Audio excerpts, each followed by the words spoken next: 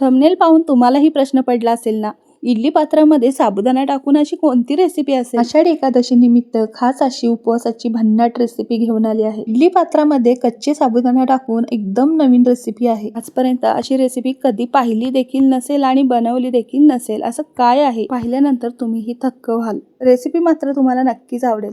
चला तर मग कुठेही वेळ न घालवता रेसिपीला सुरुवात करूयात. इथे मी कच्चे बटाटे घेतले आहेत, त्याच्या साली काढून पाण्यामध्ये ठेवलेले आहेत. माझ्याकडे लहान मोठे असे बटाटे होते, त्यामुळे मी इथे 5 बटाटे घेतले आहेत. जो आता मी बटाटा दाखवला त्या आकाराचे तुम्ही इथे 4 बटाटे घ्यायचे. 4 बटाट्याच्या स्वच्छ धुवून साली काढून पाण्यामध्ये ठेवून दिले आहेत, जेणेकरून बटाटा काळा पडणार नाही. त्याच एका मोठ्या भांड्यात पाणी घेतलं आणि आता आपल्याला खोबरे खिसायची किसणी असते ना, त्या किसणीने बटाटा किसून घ्यायचा आहे. तर ना हे बघा, अशा पद्धतीने सगळे बटाटे मी किसून घेत आहे.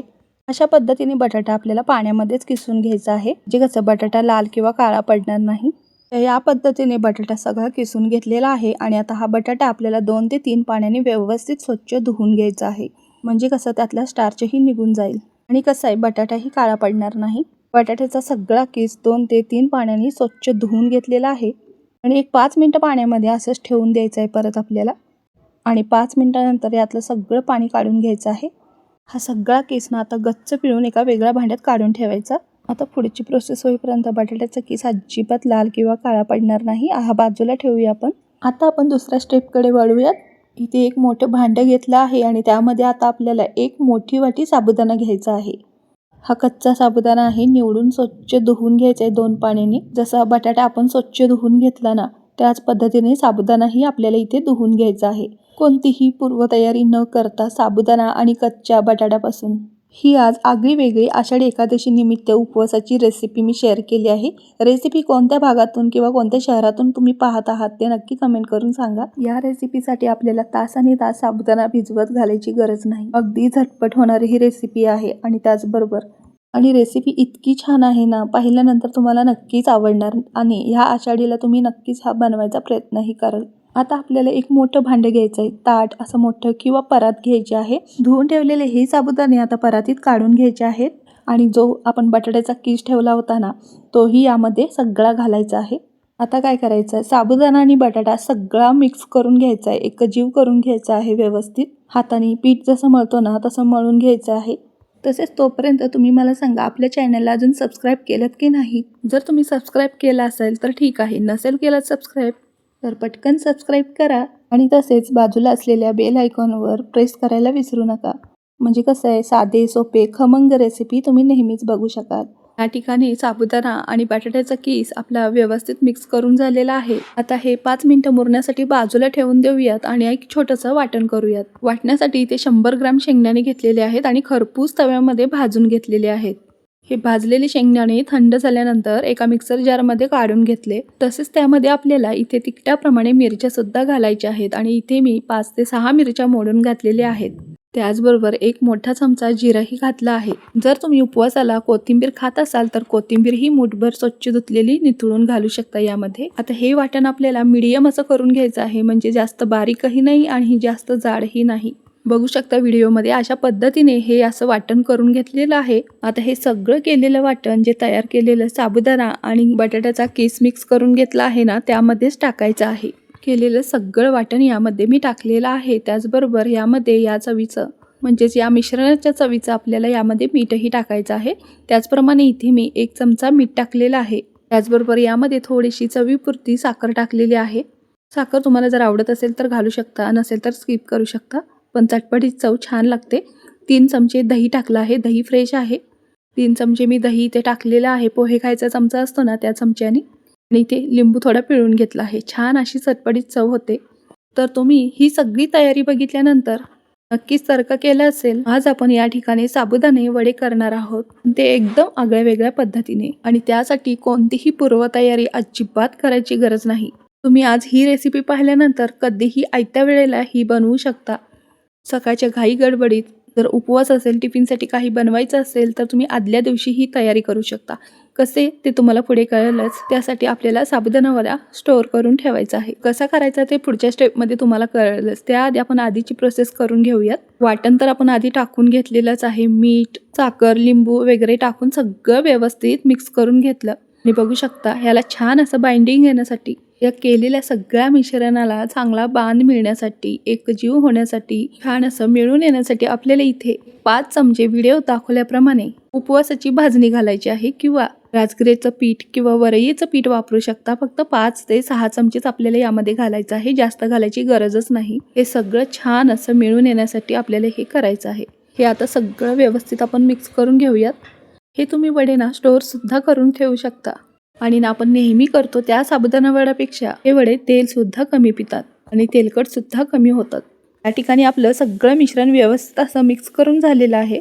एक थोडा वेळ हे आपण बाजूला ठेवूयात आणि आपल्याला इथे आता मिक्सरच्या भांड्यामध्ये भाजलेले शेंगदाणे घालायचे आहेत. 1 चमचा जिरं घालायचं, त्याचबरोबर तुमच्या तिखटाप्रमाणे यामध्ये मिरचीही घालू शकता. अर्धी वाटी दही घातलं, यामध्ये थोडासा लिंबाचा रस पिळून घेतलेला आहे म्हणजे चटणी कशी चटपटीत होते. चवीनुसार मीठ, चवीनुसार साखर आणि त्याचबरोबर 1 चमचा चिली फ्लेक्स घातलेले आहेत. याचं झाकण लावलं आणि मिक्सरला छान असं हे फिरवून घेतलेलं आहे. या पद्धतीने आपली चटणी तयार आहे. चटपटीत चटणी खूप छान चवीला लागते, एकदा नक्की करून पहा. दही शेंगदाण्याची चटणी साबुदाणा वड्यासोबत खूप छान लागते. तुम्ही डोसा जरी केलात ना उपवासाचा त्याच्यासोबतही खाऊ शकता. तर ही चटणी एका मी वाटीमध्ये काढून घेतलेली आहे. तर पुढे काय करायचं आहे, जे आपण तयार केलेलं मिश्रण आहे ते घ्यायचं आहे आणि छान असे ह्याचे गोळे करून घ्यायचे आहेत. पीठ टाकल्यानंतर आपल्या मिश्रणाला छान असं बाइंडिंग आलेलं आहे. बघू शकता तुम्ही. हे कच्चे साबुदाणे किंवा कच्चा आपला बटाटा असूनही ह्याला किती एकजीवपणा आला आहे बघू शकता. छोटे छोटे अशा पद्धतीने मी गोळे करून घेतले आहेत. आता एक एक करून हे गोल केलेले गोळे आहेत ना ते हाताने छान असे वळून घ्यायचे आहेत. छान असं वळून घेतल्यानंतर हाताखाली त्याला प्रेस करून घ्यायचं आहे. अशाच प्रकारे सर्व वडे आपल्याला करून घ्यायचे आहेत आणि तो व्यवस्थित असा दाबला गेला की व्यवस्थित वडा फुललाही जातो आणि तो आतून शिजलाही जातो. वडे तर आपण तयार करून घेतच आहोत. त्याचबरोबर आपल्याला इडली पात्रालाही थोडंसं तेल लावून ना व्यवस्थित पुसून घ्यायचं आहे. म्हणजे कसं वडे वाफून झाल्यानंतर व्यवस्थित ते सुटतात, लगेचच असे निघतात, अजिबात ह्याला चिटकूनही बसत नाहीत. सगळीकडे व्यवस्थित तेलाचा हात फिरवून घेतलेला आहे आणि आता आपण तयार केलेले वडे ह्यामध्ये एक एक ठेवून घ्यायचं आहे आणि हाताने असं गोल आकारामध्ये प्रेस करून घ्यायचं आहे हलक्या हाताने. अशा पद्धतीने प्रेस केलात ना साबुदाणा वडे एकसारखे शिजले सुद्धा जातील आणि एकसारख्या आकारामध्ये दिसतील, म्हणजेच एका साईजचे सगळे वडे होतील. तयार केलेले वडे आहेत ना ते इडली पात्रात एक एक करून व्यवस्थित ठेवून असं थापून घ्यायचं आहे हलक्या हाताने. सगळे वडे व्यवस्थित इडली पात्रामध्ये ठेवून घेतल्यानंतर आता आपल्याला हे वाफवायला ठेवायचे आहेत. बघू शकता तुम्ही तिन्ही भांड्यात व्यवस्थित एका आकारामध्ये सगळे व्यवस्थित थापून घेतलेले आहेत. हे छान असे 5 मिनिटात वाफवून होतात. हे वडे ना वाफवलेले तुम्ही न तळताही खाऊ शकता. इतकी छान टेस्ट लागते ना गरम गरम, खूप छान लागतात हे वडे. इडलीही म्हणू शकता ह्याला तुम्ही. तिन्ही इडली पात्रामध्ये आपले सगळे वडे व्यवस्थित थापून झालेले आहेत. आता आपण स्टीम करून घ्यायचं आहे म्हणजे वाफवून घ्यायचे आहेत हे सगळे वडे. त्यासाठी आधीच मी पाणी गरम करायला ठेवलं होतं. तयार केलेले वड्यांच्या सगळ्या प्लेट व्यवस्थित लावून घेतलेले आहेत मी. आता 5 ते 7 मिनिटं आपल्या मोठ्या आचेवर ना छान असे हे वडे वाफवून घ्यायचे आहेत. तोपर्यंत आपण इथे राहिलेलं जे मिश्रण आहे ना त्याचे वडे छान असे गोल आकारात थापून घेऊयात, म्हणजे लगेचच आपण ते वडे वाफवले की हे वडे वाफवायला ठेवूयात. अशा पद्धतीने राहिलेले ही मिश्रणाचे 6 ते 7 आपले वडे झालेले आहेत. त्याचे असे गोळे करून ठेवलेले आहेत आणि ते आपले साबुदाणा वडे वाफून झाल्यानंतर हेही आपल्याला व्यवस्थित थापून वडे वाफवून घ्यायचे आहेत. आपले साबुदाणे वडे वाफवून 7 मिनिटं झालेले आहेत आणि आता आपण बघून घेऊया आपले साबुदाणे वडे शिजलेत की नाहीत ते. आता काटा चमचा घातल्यानंतर आपला जो काटा चमचा आहे ना तो क्लीन निघाला की समजून जायचे आपले वडे छान असे शिजलेले आहेत, वाफवलेले आहेत. पहिली प्लेट मी काढून घेतलेली आहे. दुसरी प्लेटही बघू शकता. छान असे टम्म आपले वडे फुललेले आहेत, फुगलेले आहेत. सगळे वडे आपले व्यवस्थित शिजलेले आहेत आणि छान असे फुलले देखील आहेत. कपड्याच्या साहाय्याने असे पकडून मी व्यवस्थित हे काढून घेतलेले आहेत आणि वडे आपल्याला लगेच काढायची घाई करायची नाही बरं का. हे सुरुवातीला सगळं मिश्रण ना एकदम मऊ असतं. हे सगळे वडे ना काढायची घाई करायची नाही. हे सगळं व्यवस्थित थंड झाल्यानंतरच इडली पात्रातून आपल्याला हे वडे काढून घ्यायचे आहेत.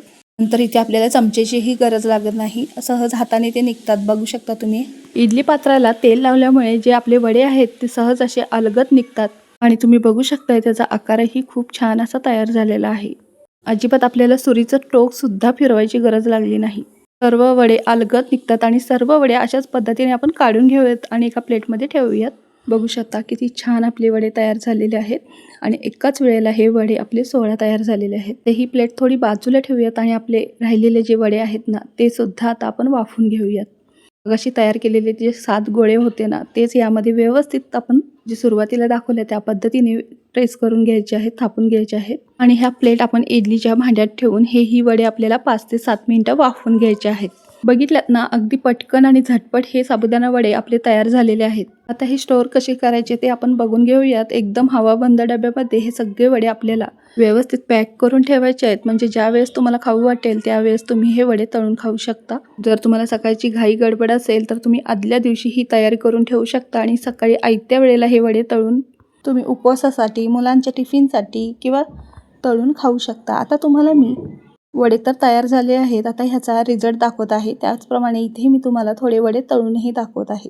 नेहमीचं जसं आपण साबुदाणा वडा तळायला तेल घेतो त्या पद्धतीने घ्यायचं नाही. अगदी थोड्या तेलामध्ये हे वडे आपण छान असे कुरकुरीत खुसखुशीत होईपर्यंत तळू शकतो.